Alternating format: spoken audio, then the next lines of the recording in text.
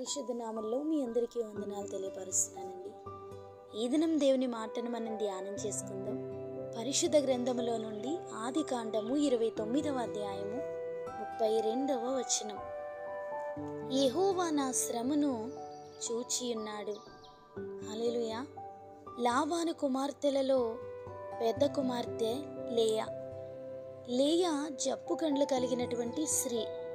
లేయా జీవితాన్ని మనం గమనిస్తే ఆమె జీవితం తృణీకారముతోనూ నిరుత్సాహముతోనూ సాగుతున్న జీవితం. ఇస్సాకు కుమారుడైన యాకోబు లాబాను ఇంటికి వచ్చినప్పుడు రాహేలును యాకోబు ప్రేమించడం ప్రారంభించాడు.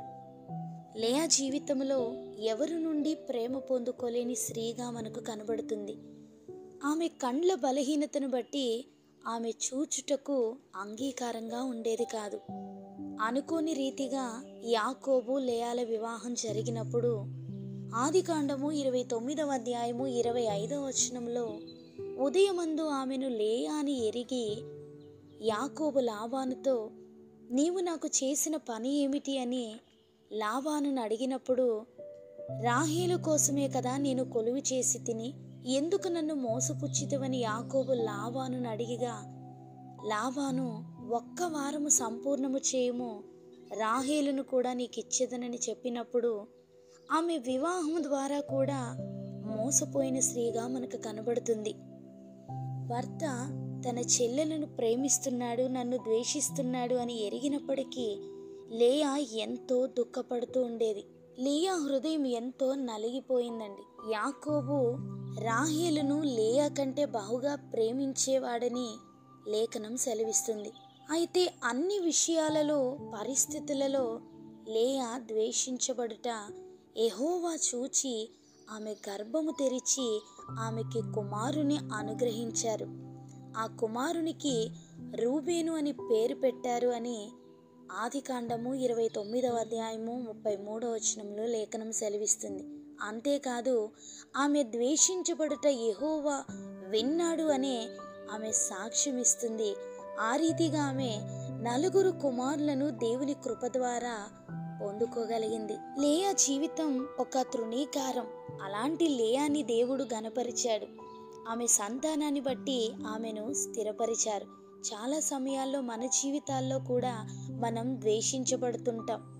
అయితే దేవుడు మనల్ని చూస్తున్నారు, మన మొరను వింటున్నారు, నలిగిన హృదయాన్ని ఆయన బాగు చేయగలరు, బలపరచగలరు అనే ఆలోచన మనం కలిగి ఉంటే, ఆధారం లేని లేయా జీవితాన్ని దేవుడు బలపరిచినట్లుగా ఆమెలో ఉన్న దైవ భయం, యథార్థత, దేవుని దీవెనలు పొందుకోగలిగినటువంటి దేవుని ఎడల తనకున్నటువంటి ఆసక్తిని బట్టి దేవుడు ఒక అద్భుతాన్ని లేయా గారి జీవితంలో జరిగించారు.